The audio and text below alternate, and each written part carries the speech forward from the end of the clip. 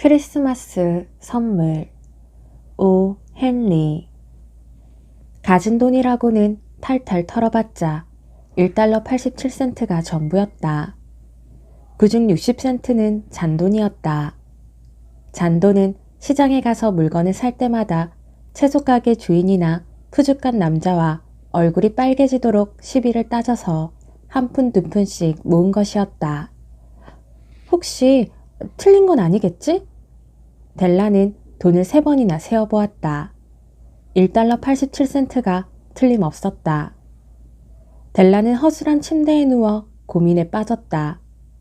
내일은 크리스마스가 아닌가. 그렇다면 이제부턴 어떻게 하지?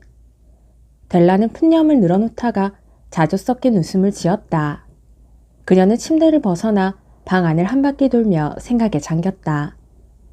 가구가 딸려있는 그녀의 아파트는 집세가 일주일에 8달러였다. 집은 좁고 허름했다. 델라는 자신도 모르게 슬픔이 복받쳐 눈물을 흘렸다. 건물 현관에는 늘 비어있는 우편함이 하나 있었다. 그 옆에는 눌러도 소리가 나지 않는 초인종 단추가 달려 있었다. 초인종에는 제임스 딜링햄령이라고 쓴 명함이 붙어 나불거렸다. 딜링햄은 그녀의 살림이 풍족하던 시절의 이름이었다. 당시 남편의 수입은 주급 30달러였다. 수입이 20달러로 줄어든 지금 딜링햄이라는 이름은 희미해져서 잘 보이지도 않는다. 그러나 남편이 집에 돌아와 2층으로 올라오면 그녀는 여전히 뜨거운 포옹으로 그를 맞이했다. 델라는 울음을 그치고 분첩으로 뺨을 두드렸다. 그녀는 창가로 가서 뒤뜰에 잿빛 다미를 걸어가는 고양이를 바라보았다. 내일이 크리스마스인데 선물을 살 수 있는 돈이라곤 1달러 87센트가 전부였다. 그나마 몇 달을 두고 한 푼 두 푼 모아온 것이었다. 주급 20달러로는 어쩔 도리가 없는 일이었다. 지출은 늘 그녀가 생각한 범위를 넘어섰다. 사랑하는 짐의 선물을 살 돈이 불과 1달러 87센트밖에 없다니. 그녀를 마음 아프게 하는 건 바로 그 점이었다. 그녀는 남편을 위해 무엇을 선물하면 좋을까 궁리하며 긴 시간을 보냈다. 그녀는 진기하고 가치 있는 것을 사고 싶어 했다. 그녀는 생각에 잠겨 있다가 이내 거울이 놓인 곳으로 이동했다. 이윽고 그녀는 머리채를 풀어 한껏 길게 들이웠다. 제임스 딜링햄 부부에게는 자랑거리가 두 가지가 있었다. 하나는 짐이 할아버지 때에서 물려받아온 금시계를 소유하고 있다는 점이고 다른 하나는 델라의 머리채였다. 솔로몬의 왕비인 시바가 만일 바람벽을 사이에 둔 옆집에 살고 있다면 델라는 늘 창밖으로 머리채를 늘어뜨리고 왕비의 보석과 타고난 미모를 송두리째 무색하게 만들었을지도 모른다. 지하실에 보물을 산더미처럼 가지고 있는 솔로몬이 이 집의 관리인이었다면 짐은 그가 지나갈 때마다 자기의 시계를 꺼내 왕으로 하여금 탐이 나게 해서 자꾸 수염을 쓰다듬는 걸 보게 되었을지도 모를 일이다. 거울 속 델라의 머리채는 멋지게 늘어져 황금의 폭포가 물결치듯이 빛났다. 머리채는 무릎 앞까지 내려와 마치 그녀의 옷이라도 될성 싶었다. 하지만 그녀는 단호하고 재빠르게 다시 머리채를 손질해 올렸다. 그녀는 잠시 비틀거리다가 낡아빠진 붉은 융단 위에 눈물을 뚝뚝 떨어뜨리면서 한동안 조용히 서 있었다. 마침내 어떤 결심을 한 듯 그녀는 낡은 밤색 재킷을 걸치고 밤색 모자를 썼다. 그러고는 층계를 내려가 거리로 나섰다. 그녀가 발을 멈춘 상점에는 이런 간판이 적혀 있었다. 마담 소프로니 상점, 각종 미용, 머리용품상. 단숨에 상점으로 뛰어 올라간 델라는 숨을 몰아쉬며 마음을 가라앉혔다. 소프로니라는 이름과 달리 당당한 체구에 살갗이 희며 쌀쌀하게 생긴 마담이 그녀를 바라보았다. 델라는 입을 열었다. 제 머리카락을 사지 않으시겠어요? 물론 삽니다. 마담은 다소 무뚝뚝하게 보였다. 모자를 벗고 어디 한번 보여줘요. 황금의 폭포가 스스로 흘러내렸다. 아, 20달러짜리군요. 마담은 익숙한 솜씨로 머리채를 잡아 올리면서 말했다. 계산해주세요. 델라는 서둘러 말했다. 머리카락이 싹둑 잘리고 델라는 급히 돈을 받아 가게를 나섰다. 그 순간 델라는 깊은 행복감에 젖었다. 그녀는 짐의 선물을 사러 여러 상점을 쏘다녔다. 그리고 마침내 델라는 자신이 원하는 것을 발견했다. 그것은 정말 남편을 위해 맞춰 놓은 것 같았다. 그것은 백금으로 장식된 시계줄이었다. 시계줄은 실용적이고 품위가 있었다. 남편의 시계에 꼭 어울리는 좋은 물건임에 틀림없었다. 시계줄 대금은 공교롭게도 20달러였다. 그녀는 대금을 치르고 집으로 돌아왔다.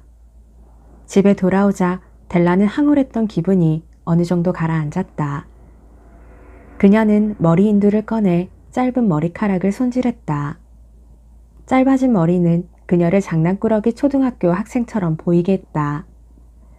그녀는 거울에 비친 자신의 모습을 오랫동안 자세히 살펴보았다.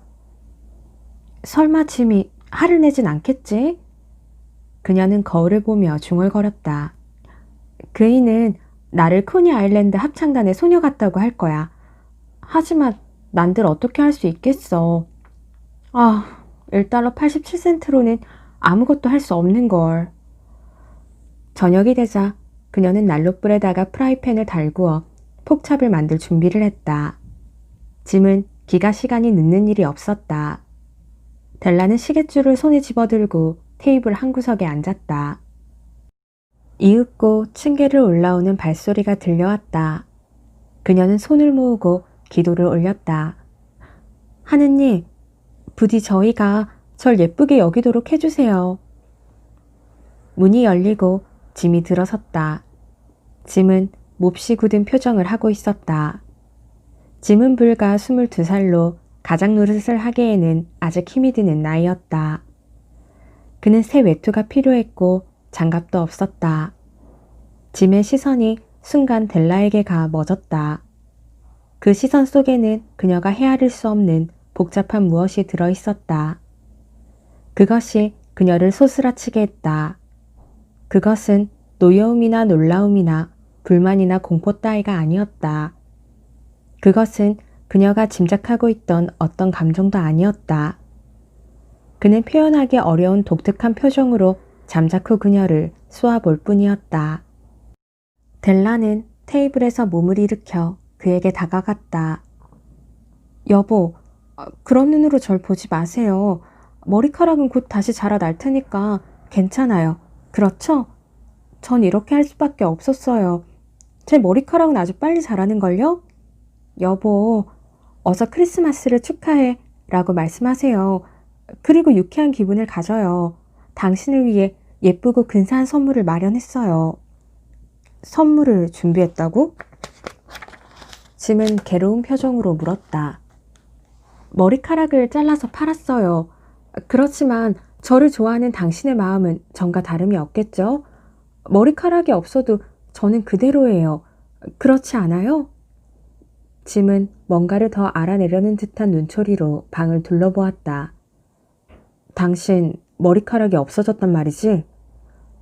오늘은 크리스마스예요. 다정하게 대해주세요. 머리카락은 당신을 위해서 팔았어요. 제가 가지고 있는 머리카락은 하나하나 셀 수 있을지는 몰라도 당신에 대한 제 애정은 누구도 셀 수 없을 거예요. 짐은 대답하지 않았다. 왜 그래요, 짐? 폭찹을 만들까요? 짐은 깊은 생각에서 깨어났다. 그는 앞에 서 있는 델라를 힘껏 껴안았다. 그러고는 외투 주머니에서 선물을 꺼내어 테이블 위에 올려놓았다. 머리카락을 잘라버렸건 면도를 했건 머리를 감았건 그런 것이 당신을 향한 내 애정을 어떻게 할 수는 없어. 하지만 선물을 보면 내가 왜 당황했는지는 알 거야. 델라는 빠른 손길로 끈과 포장지를 풀었다. 짐의 선물은 고급스러운 머리빗이었다. 그것은 델라가 오래전부터 갖고 싶어 하던 물건이었다. 지금은 사라져버린 아름다운 머리채에 꽂으면 꼭 어울릴 빛깔이었다. 델라는 아무런 말도 하지 못하고 눈물만 뚝뚝 흘렸다. 그러나 그녀는 빛을 가슴에 품고 짐에게 말했다.